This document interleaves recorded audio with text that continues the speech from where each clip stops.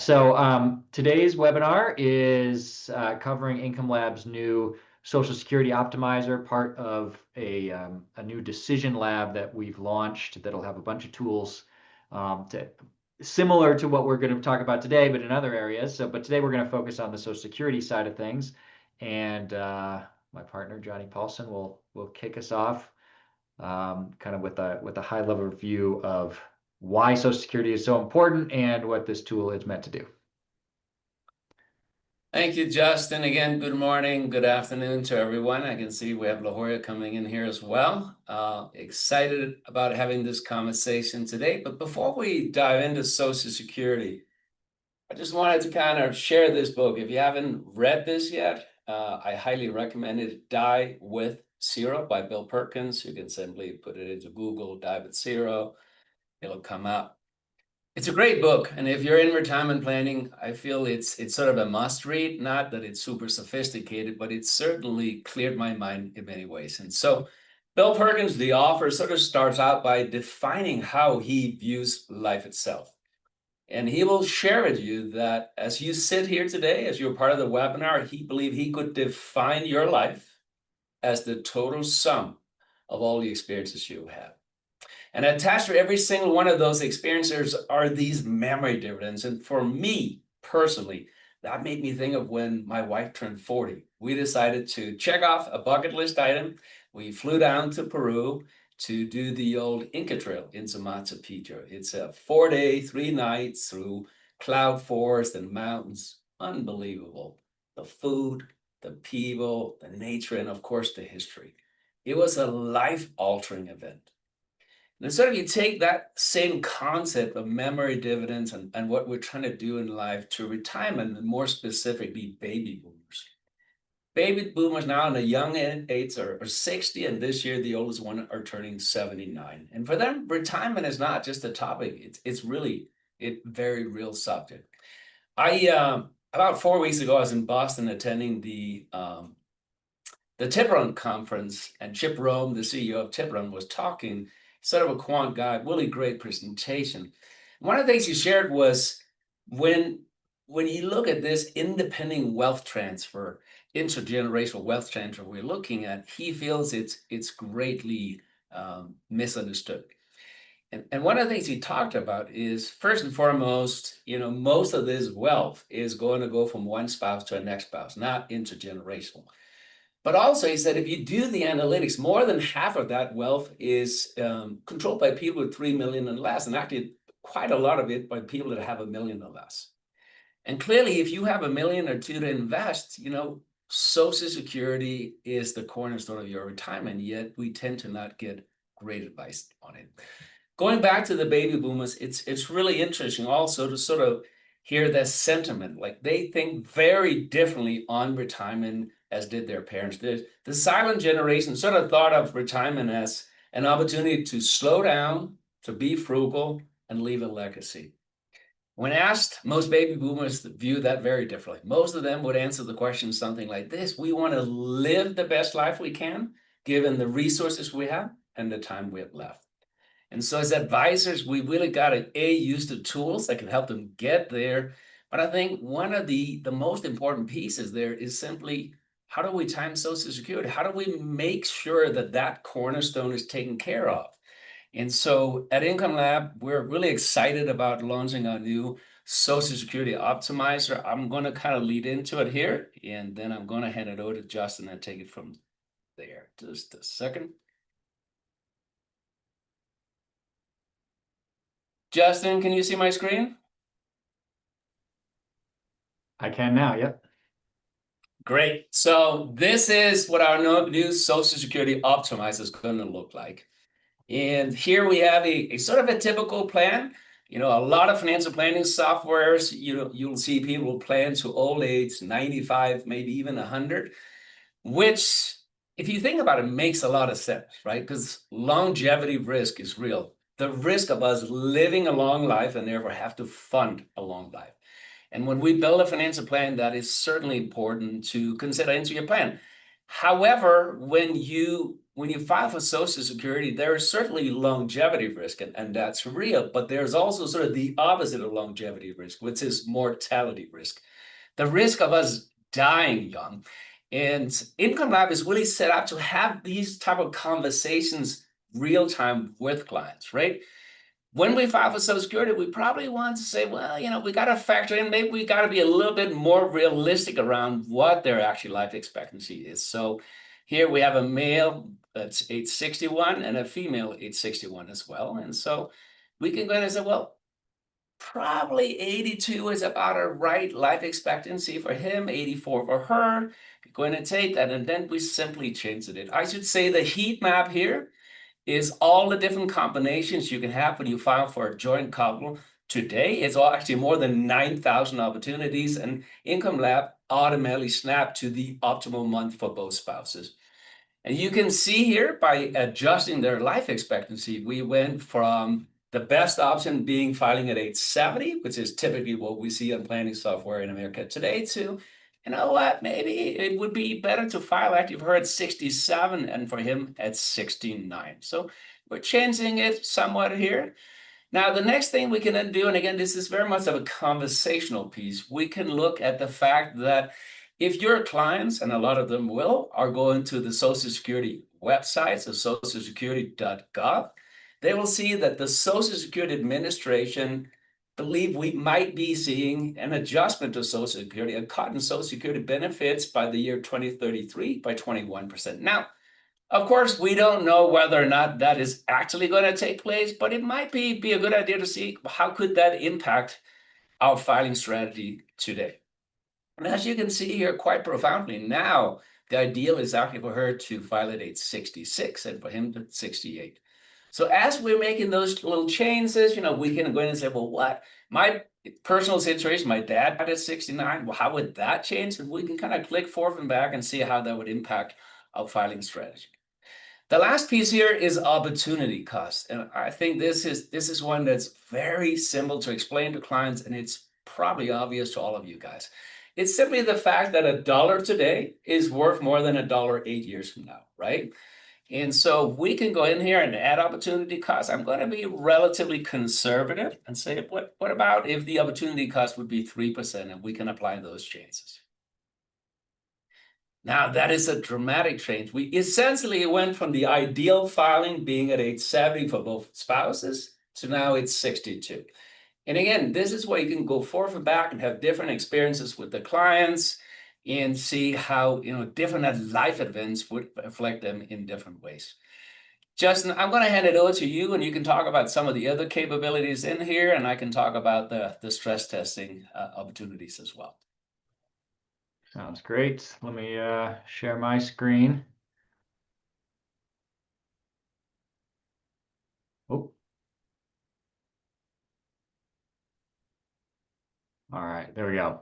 So I have a similar plan to what Johnny was showing you. So slightly different ages, but both before age 62. So really the full range of claiming strategies is available. And like Johnny said, if you were Justin, just, can you reshare? Can you reshare, please? It's just gray on the screen here. oh,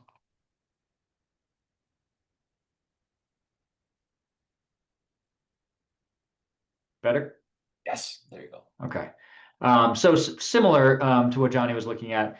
And maybe not surprisingly, I think the reason that you'll see if you're Googling, or more importantly, if your clients are Googling, when should I claim Social Security, you'll often see rules of thumb going over why waiting till 70 can be a good idea. And it can be a good idea for some people. But a lot of that, again, this is basic math, right? The longer you assume you'll live, the more delaying Social Security is important. There's a few things here.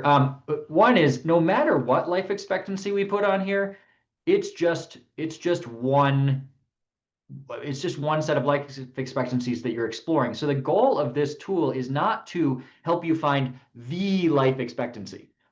You imagine this left area as like your Nintendo controller. Like the goal here is play around with it, right? Try lots of different things. click on things, explore. And the goal is that you could actually have that conversation with a client and can say, oh, like Johnny, you were just saying, your dad died at 69. Okay, we could explore that. We can explore, in this case, more of an average life expectancy.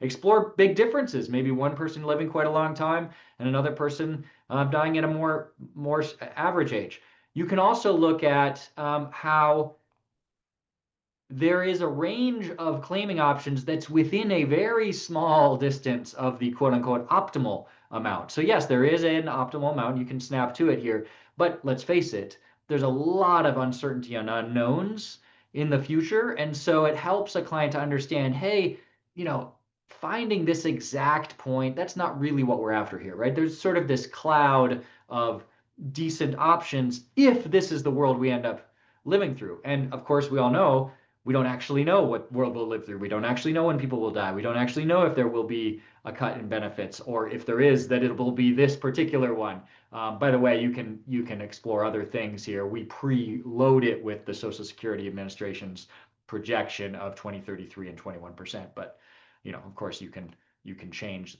both the percentage and the date. Another thing that you can look at, we don't show this automatically because it can be a little bit, busy on the eyes, but if you want to look into, all right, let's see a little bit more detail on this, right? If I'm going to claim at 68 and 66, well, what's the break even point? All right, it's in the late 70s, maybe that's fine, but hey, just a reminder, that's 2 years before John's life expectancy here, and we're going to wait 6.5 and 7.5 years to get our benefits. So there just always are these trade-offs. What we're doing here is focusing on just Social Security, by the way. We're going to talk in a little bit about zooming out, backing up, and kind of seeing Social Security within the full range of a retirement plan. But it is common, we hear from advisors and clients, for people to think about Social Security on its own. And this is one of the goals of this part of the Social Security optimizer, is to allow you to take that magnifying glass, zoom in, and say, what are all of our options? How does the best choice, quote unquote, best choice change depending on the world you happen to live through, and have that conversation.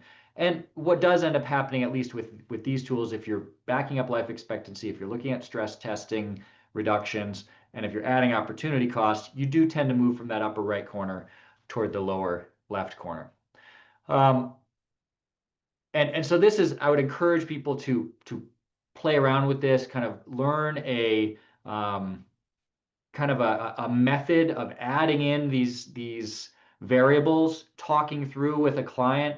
Maybe there's, okay, let's look at a long life, let's look at medium, let's look at a little bit earlier, let's split, right, and have one person earlier, one person later, and just show how, hey, there's a real range of possible good options here, and time will tell which is the best one. We won't know ahead of time. If you do want to dive into a particular strategy, so let's say we want to look at this strategy, up here in the upper right, we can go from scenario selection to scenario details.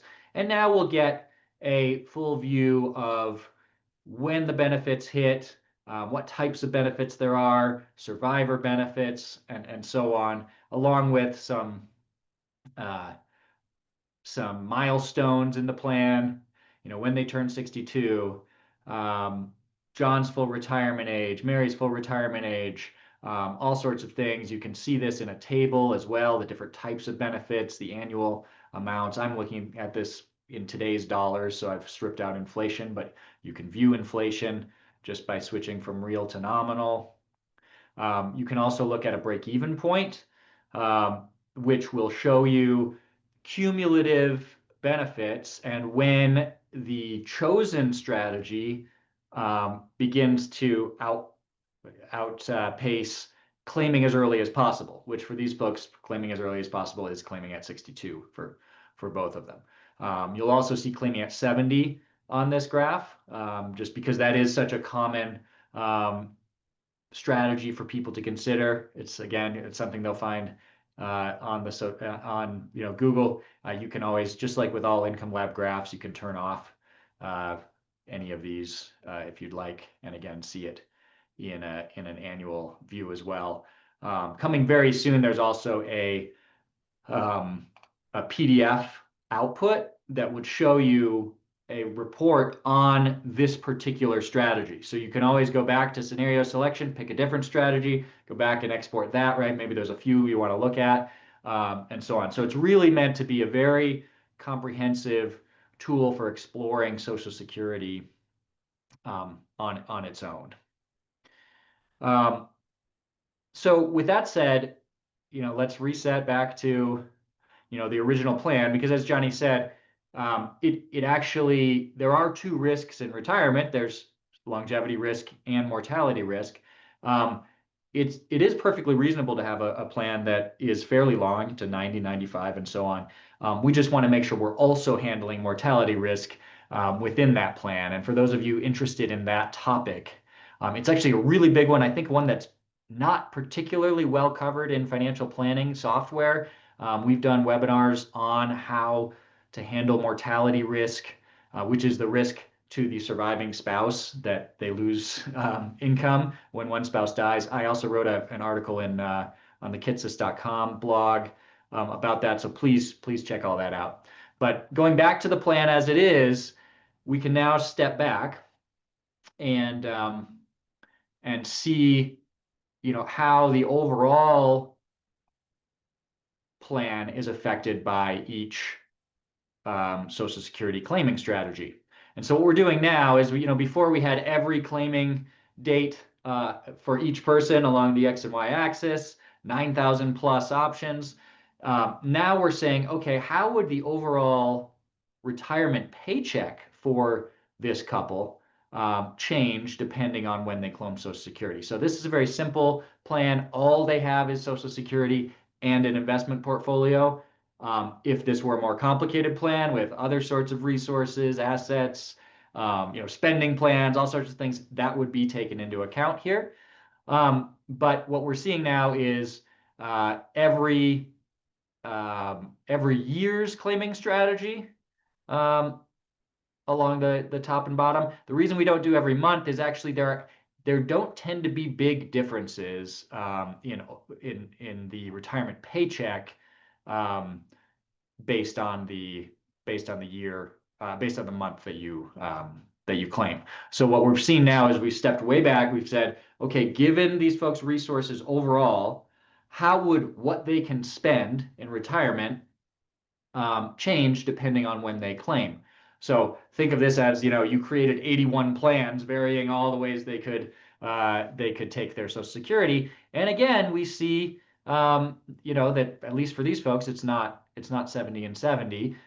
This happened even with a longer plan. This is fairly common if you have a difference in Social Security benefit. So here I had on purpose, I made Mary's Social Security benefits much lower than John's so that there would be a spousal benefit. And when you see that, it's not uncommon to see that the quote unquote optimal place is to be relatively early for her and a little bit later for him. But you also see a real range of options, including $100 difference between based on a three years of earlier claiming.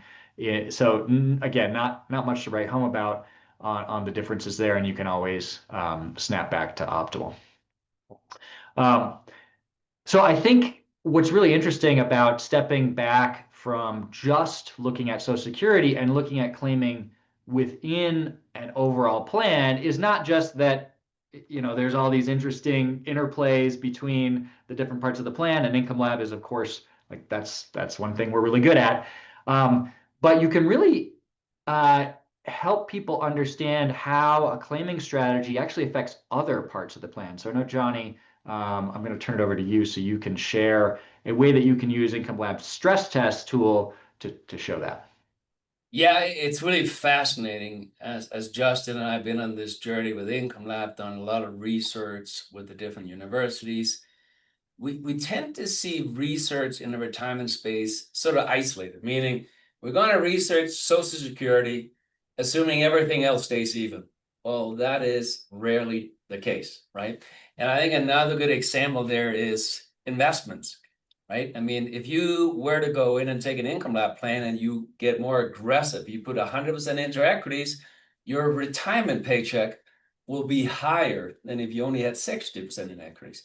That doesn't mean it's a better asset allocation. It just means everything else being equal is going to increase your probability of success or increase your retirement paycheck, right?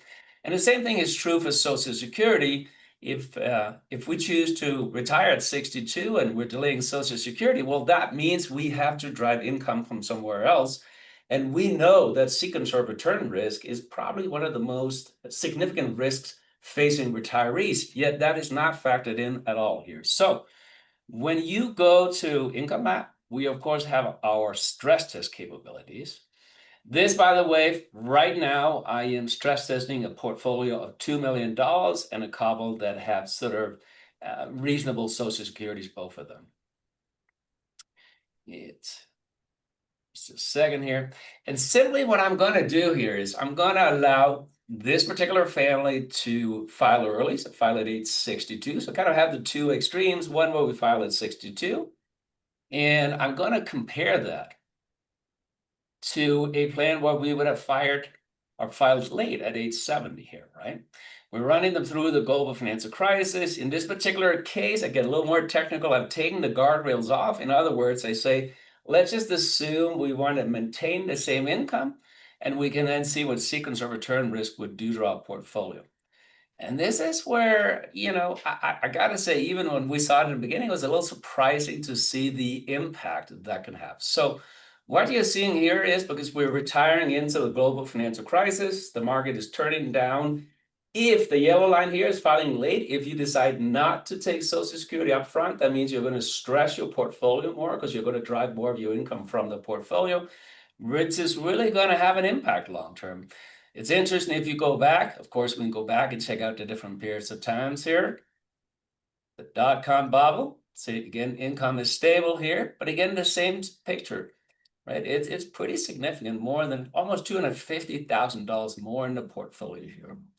And you go back through all of them. Now, what I find to be really interesting too is to say, well, okay, this is if we stress test the bear market, but of course it would be interesting to see what would the impact actually be if we file into a bull market. So again, we have the ability to say before and after here. After would typically lead you to have more of a bull market experience. Let me go back to the global financial crisis here. So you can see here, we're choosing to retire in November of 2009. So we're retiring into a bull market. Income stays even, yet the sequence of return risk is actually working in your favor, filing early here as well. Because now, if you're taking less out of your portfolio, that means more of your portfolio will benefit for the wonderful bull market we're retiring into. So that is sort of the first piece here. Now, this, of course, changes as your portfolio balance changes. If you have a client with sort of a smaller portfolio, say we have 500,000, so less in the portfolio, we're more reliant upon Social Security. We'll see a pattern that's a little more extreme. Again, I'm going to take a person at 62.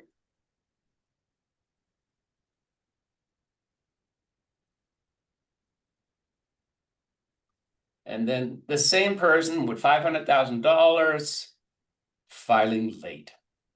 Again, the income is close here. You'll see once we come down to the portfolio, however, the difference here is very significant at that point, right? So the more reliant we are upon Social Security, the more this matters, right? And I think that's intuitive, makes sense, right? The less portfolio value we have probably makes more sense to file earlier on here. But this is sort of the data behind it and really shows you the sequence of return risk.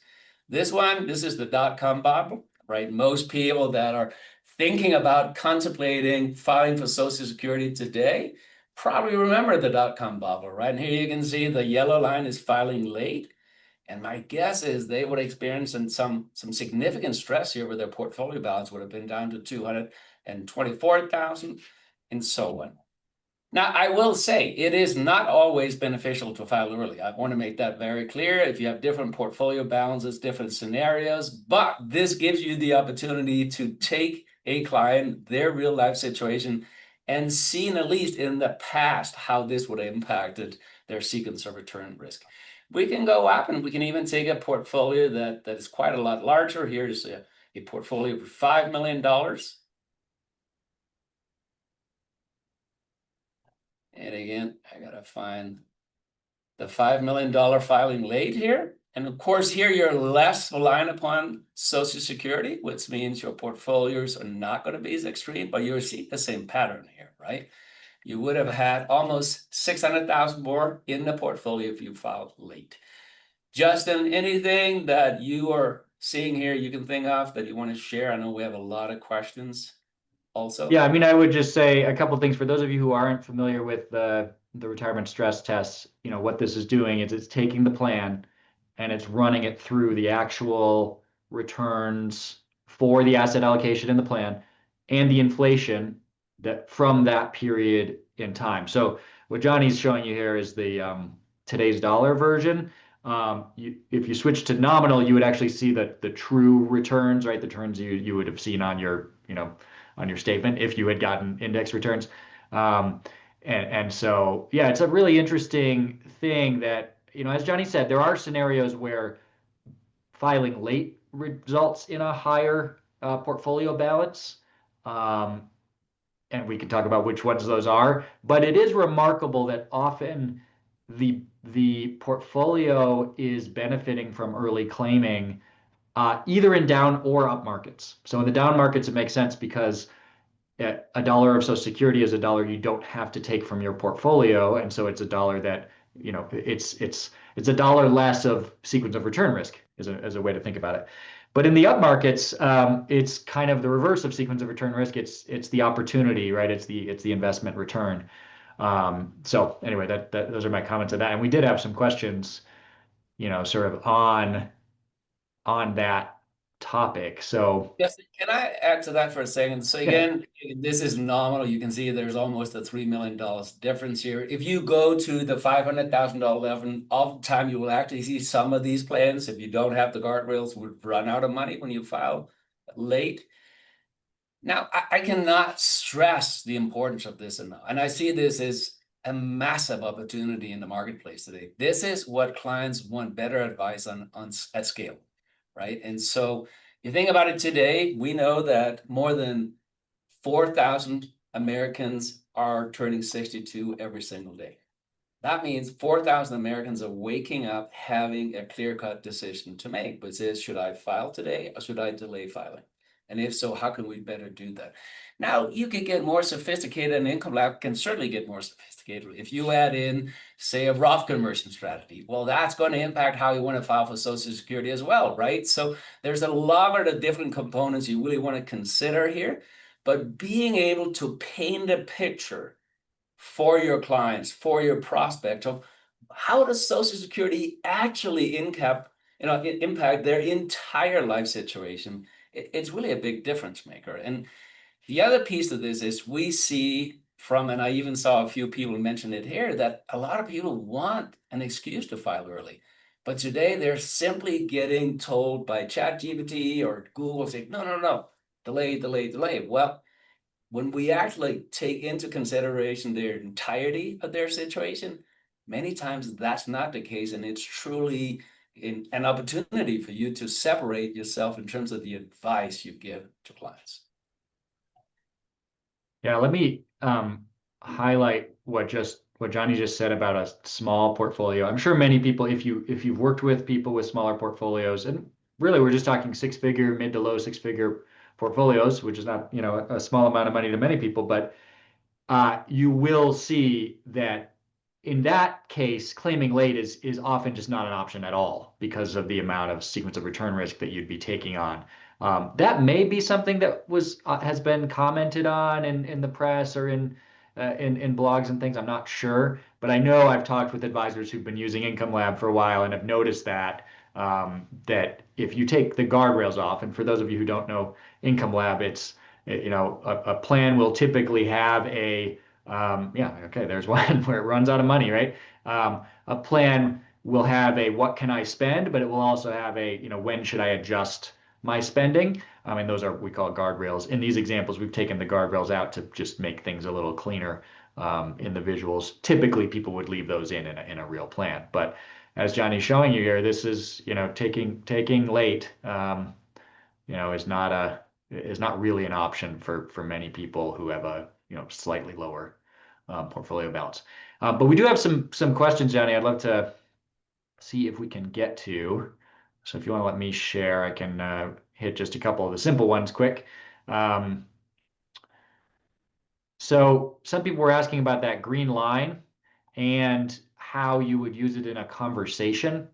So one thing that I like to do, your mileage may vary on this. Many people will come up with their own sequence of adding in these smart tools. But what you'll see when you first go to the plan, or when you first go to the optimizer, is the life expectancy from the plan. And by the way, this is based on plan length of joint life expectancy. So in other words, I've set this to be basically as long as it possibly can be. In Income Lab, you can set an earlier life expectancy if you want to. So if you had set John's life expectancy at 83, you would see 83 here, and so on. So we do life expectancies using actuarial tables. And if you do nothing else, is trying to find a joint plan length that matches your desired longevity risk level. This is a pretty conservative plan. That's why it's so long.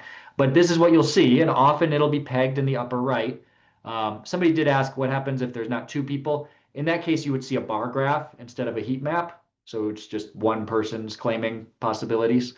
Um, and then what you could do is say, hey, by the way, we don't really know when you're going to die. Let's face it, right? I mean, that's silly. And so you could say, instead of thinking about it as one optimal level, maybe we should just think of it as a kind of a zone, an optimal zone. And so that's when you go to add target highlighting, and you can decide how much you want to add. If it's within 2% of the best, or I think it defaults to 1.5%. And then I just leave it on if I can. Um, and then I go around and I'd say, okay, let's go down to maybe more of a average life expectancy, which is Johnny said, I believe it's around 82 to 85 for both. Um, and then again, we'll see, okay, now our zone has actually gotten bigger as well, right? It's not just this tiny zone, it's gotten bigger, and it now includes these really much earlier claiming options. And I think it's really important what people have said in the chat and so on is people don't usually want to wait until 70. And often it can feel like you're fighting, oh, let me show you the math. Let me show you why 70 is really the best. Another option is to think, maybe there's something they're thinking about. Maybe there's something they're worried about that's leading them to not like the idea of waiting till 70. And the goal of this tool is to help you have that conversation. The fact is, when theory and practice don't agree, often it's the theory that's wrong, right? Like people are pretty good. They have a good intuition about the world.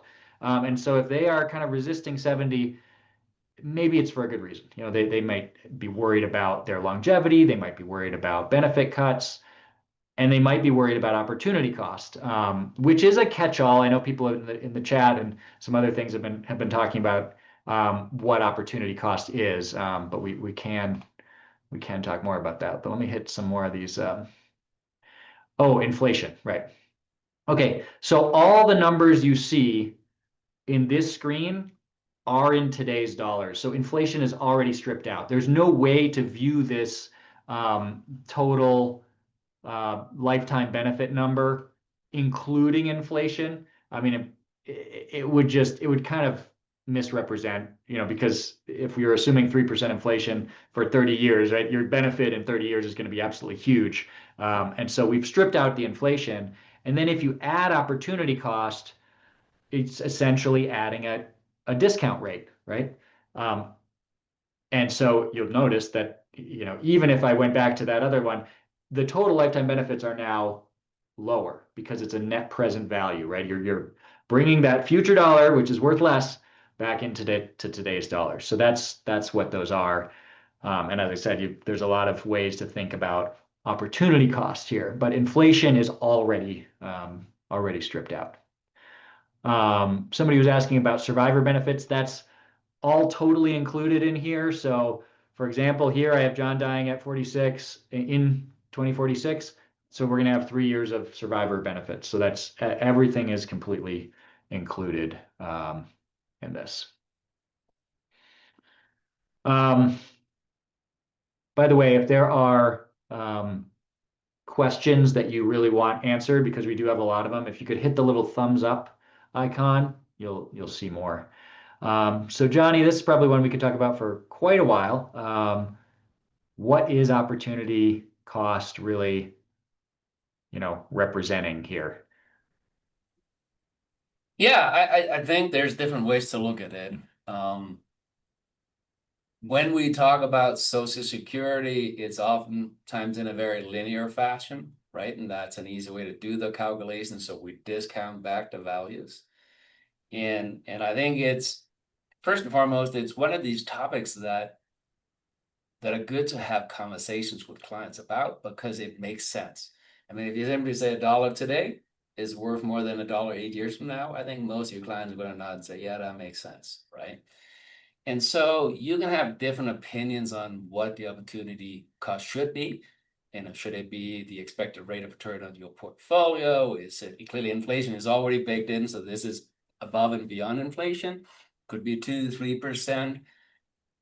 I think the key piece here is it makes sense to clients, right? Like you can have some strong opinions and we can express those opinions and we can kind of play around with it. It's not really the point of trying to be exactly right. It's having, a directional feeling for where this is going. And that's really the intention about this whole tool. Now, I do think what's really, if you want to get nerdy, it's interesting when you start thinking about sequence of return risk, because in my view, that is what's missing in every single Social Security tool in America today.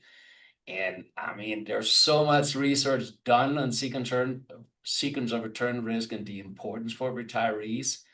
And I think it does a couple of things. It sort of ties Social Security in with the rest of your financial plan. But it's the way the real world works, right? I mean, we don't have the leash of just filing in a vacuum, right? If we choose not to file today, that means we got to take our income from somewhere else, or you can reinvest that and all of that. And so, for me, it's two different ways to look at it. Opportunity cost is sort of more of a linear way of it. Sequence of return risk to me is actually more interesting because it shows you how it impacts your total plan. Justin, you can answer that if you. Yeah, so for the people asking, one way to view it is, okay, this is the investment return I could have earned if I had a dollar of Social Security instead of having to take a dollar from my portfolio. And that's like from a very, finance point of view, totally reasonable way to look at it. There's also, I think, there's some like more psychological or emotional aspects here, right? There's kind of what's the value of having a dollar of Social Security versus a dollar of my own money, and being able to spend it. So there is kind of hey, I'd like to receive it sooner. Sometimes that's about, hey, I've been paying in for years. Sometimes it is actually a very rational, okay, this would give me more permission to spend, right? If I had this other income source, I'm gonna feel better about spending that dollar than spending money in my IRA, for example.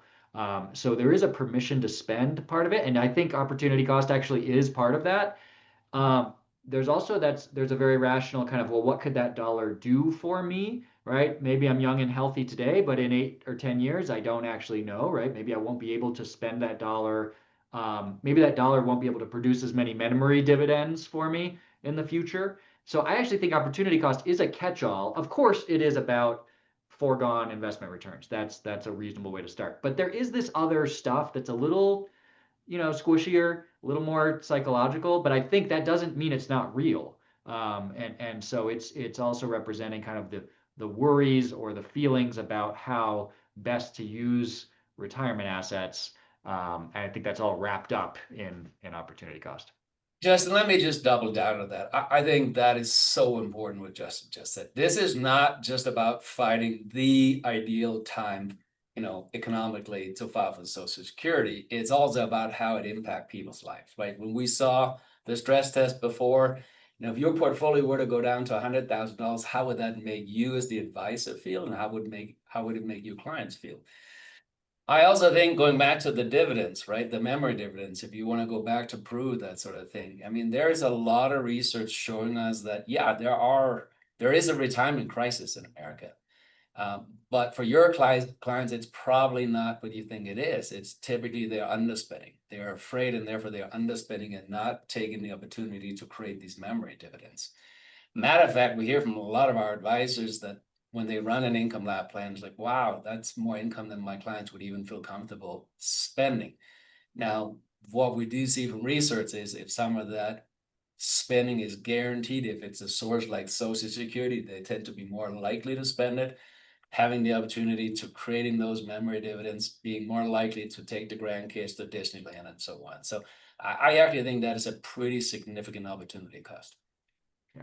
Yeah. And by the way, in a way, opportunity cost already is sort of taken into account when you switch over to retirement paycheck because you're actually viewing the entire plan, including the portfolio. So somebody did ask about that. So when you switch to retirement paycheck, you can change, or very shortly, you'll see those smart tools in there as well, where you can mess around with um, the uh, the life expectancy.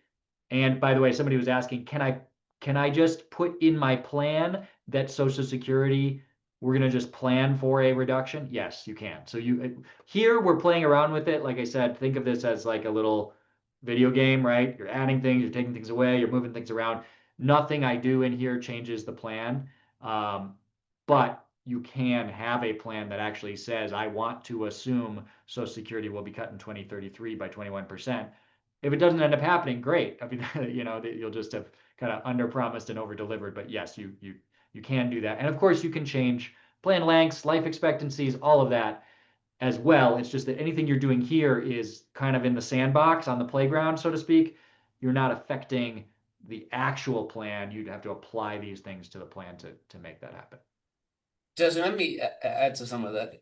The other piece I would take away from this is, and you see this, I mean, Google Social Security, you'll see there's so many tools available for your clients and for yourself to use. The reality is what we're seeing with sequence of return risks is you cannot give good Social Security advice without knowing what people's overall financial situation look like. If you don't know what their portfolio looks like, their asset allocation looks like, future cash flows potentially coming in, rental properties, their tax situation, it is quite frankly terrible to get Social Security claimant advice without the holistic view of somebody's situation. And I think that is an important conversation to potentially have with clients and prospects. If you're looking at this in a vacuum, you're likely to make bad mistakes. Yeah. A couple other quick questions. How does this handle a situation where someone has already claimed benefits and the other has not? In that situation, you would again only see a bar chart instead of a two-dimensional heat map, because one person has already begun. That's not a variable anymore. We just remove that variable, and now we say, okay, when should the other person claim? Also, if any of these are in the past, currently this isn't, but you'll see it very soon that those will be kind of gray. So they'll still show up, but they'll be gray and not live options, in a manner of speaking. Um, there was a little bit of a question about plan length, and I get why why we're asking it, because the if I reset this, you're kind of saying to yourself, hang on, 97, 96, that's really long. What's going on here? Um, Income Lab has an actuarial model built into this, and I have not set either of these people to have a particular date of death. I could do that in much the same way you might see in other software. Instead, what we give you is this. We're trying to find a plan length. So for these folks, it's 33 years. But if I, you know, um, change them down, it could be 30 years. They could be much, much higher, and be 43 years. I mean, that's a really long. And one person is when they're both alive, you're doing joint plan length, which is, life expectancy for two people. Joint life expectancy is longer than for one person. So you can always set, a different plan length for a particular person or for both of them. So that's what's going on there. We did have some questions about kind of where that comes from, and and that's where it comes from. So there isn't any. I know somebody was asking about, is there like a 5 year longer piece? That's not really part of this. So that has to do with more of the stress test situation. Let's see here. Uh, so in case somebody missed it, there is a break even point. You can see it when you go to scenario details. I'm going to go to something a little bit more interesting. Um, and the question that somebody had was, is inflation are we taking account of that? Yes, inflation is part of it. It's stripped out, but that's because if I could add Social Security or I could add inflation to all of the benefits, and you'd still have the same break even point. So Johnny, I don't know if you see any other questions in there that we want to hit. Yeah, a lot of them. Uh, Can you speak to Roth conversions? I know there's some questions around. We can. Yeah, so currently the goal of this tool is to really just zoom in on Social Security um, as a kind of total benefits and break even and so on. We have had a lot of requests to put some tax pieces in here. The retirement stress test piece that Johnny went over is another thing that will be making it easier to link to that. So you won't have to leave the Social Security section here, and you'll be able to just choose some ones to look at quickly. Not really a new feature, but just a quick way to get there. So you will see some enhancements to this tool to get you there quicker. To look at Roth conversions, currently you'd have to go to the tax lab, which is a place where we have a built-in comparison tool where you could look at um, two different plans where Social Security claiming is different, but both of them have Roth conversions, for example. So you could see how that affects your ability to do Roth conversions. There may be a way in the future where we could give you some little nuggets about tax, taxability level and so on from in here, but we want to avoid complicating this particular view too much because the goal, again, is to have a conversation with a client that they will get. And then of course, I want you to be able to talk about Roth conversions, but we don't want to kind of distract them too much with that. So we'll be very judicious with adding features like that because the goal is to put Social Security under the microscope and let you have that conversation. So just let me give you another question. Does the program show the specific payout for each spouse for each filing date? And also, can you apply from the sandbox into the actual plan? So yes, it does. And that's really, even if I change, give it some spousal benefit here by having them die in different years. And if I go to scenario details, you're going to get, per spouse, both their own benefit, their spousal benefit, the survivor benefit, and so on. You'll see all of them. Currently, there's no way to apply it to the plan, but you will see that very soon. But basically, you'll be able to say, hey, apply this to the plan, apply my smart tools to the plan. The plan is that you will be able to choose which things you want to apply to the plan. Maybe you want to apply the stress test, but not the change in life expectancy, for example. Because again, this is a sandbox, right? So it may be that by considering earlier life expectancy, someone's more comfortable claiming earlier, but you don't necessarily, maybe the clincher is really early life expectancy, but you don't necessarily want to change the plan to assume that it only goes through 2047, right? So that's why we're going to be a little bit careful with that and allow you to apply them directly to the plan. Like I said, you already can do these things. You can already change life expectancy for a plan. You can already apply the stress test or the benefit reduction to Social Security in a regular plan. So it's just a matter of us adding a little button to make that a little easier for you. Just let me make a quick comment and then a question for you.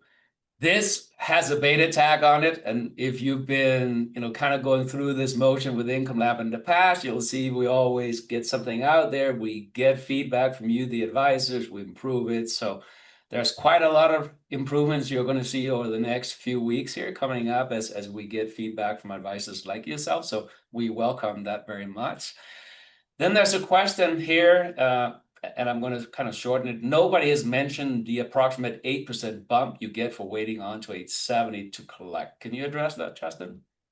Yeah, so that's a really good a really good point. So for those of you maybe a little less familiar with Social Security, there's basically the difference between your benefit at 62, which here I'll close this up so you can see it. Your benefit at 62 and your benefit at 70 is quite large, about 77%. And then there's a spot at 67 where it's what's called full retirement age. So what that question is referring to is between full retirement age and 70, each year you wait, you get 8% more in benefit once you take the benefit. And so that's really what the trade-offs are all about, is if all you were interested in is how could I see the largest benefit check someday, but I don't care about how many benefit checks I receive, wait till 70, right? I mean, that's going to be the highest dollar amount. The issue here is, well, yes, but I could have been receiving as early as 62. And so for 8 years, I would have been getting checks, smaller checks, but checks. And so how long would it take for it to be worthwhile to have waited till 70, right? That 8% increase is an increase in check size. It's not an increase in a balance of a portfolio. It's not an increase. It's not an asset, right? And so it's very reasonable to talk about this kind of break even point. So that is 100% taken into account in this heat map, in the break-even calculations, all of that. So let me add that it's making it very clear. So it is factored in. The 8% is factored in, right? It's part of the check size here, and that is all factored in, and we probably should have mentioned that.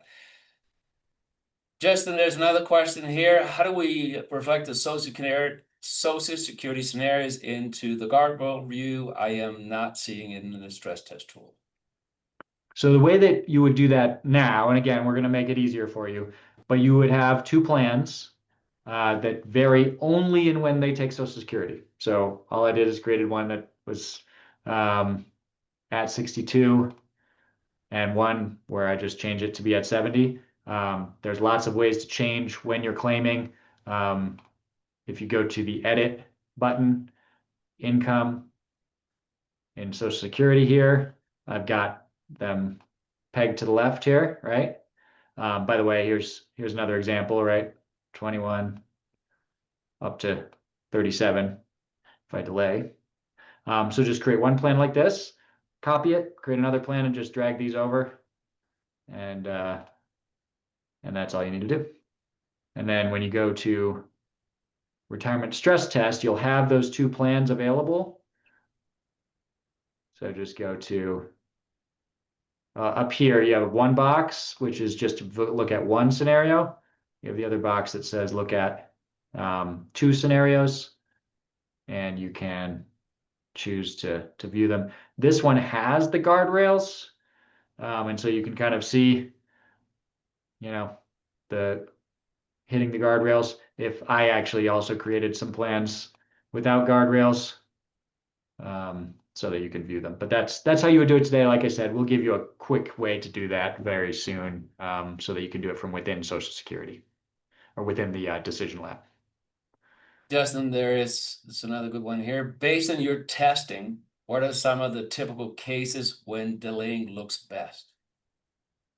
So if you're talking about the balance, the portfolio balance, where I've seen it is when things are bad late in the plan, which again, it's really just sequence of return risk again. It's just that sequence of return risk, the worst returns being later in the plan after you've already started Social Security, right? And so because Social Security is higher, you're taking less from your portfolio. So it's the same story. Where I've seen that before, I think I've seen it here because in the post-war decade, late in the plan, And maybe I have to do it after. Late in the plan, you're going to hit stagflation. Yeah. And so here you see them flip because you're taking less out of the portfolio during stagflation. And so that works. But it is actually rather hard to find, honestly. But it's important to note. I mean, it's not true that it's always better to have claimed Social Security earlier. I do think, I mean, maybe we can even wrap with this, going back to how people are thinking about this, about Social Security and risks. Um, I do think they're also saying to themselves, okay, maybe I take early, and there's all these reasons I'm going to feel good about that, right? I have permission to spend, and what if I die early, and all this stuff. But also, they're, if they then live to 95, I don't think that they're going to say to themselves, "Ah, I'm so angry that I didn't wait longer to take Social Security at 70." I mean, looking back, it probably will have been better, but so we have to think about this kind of what's going through someone's head, what's regret really like. Whereas they're afraid that they hit 69, they haven't taken Social Security yet, and they get a terminal diagnosis, then they really are going to say, "Oh, that was a bad decision."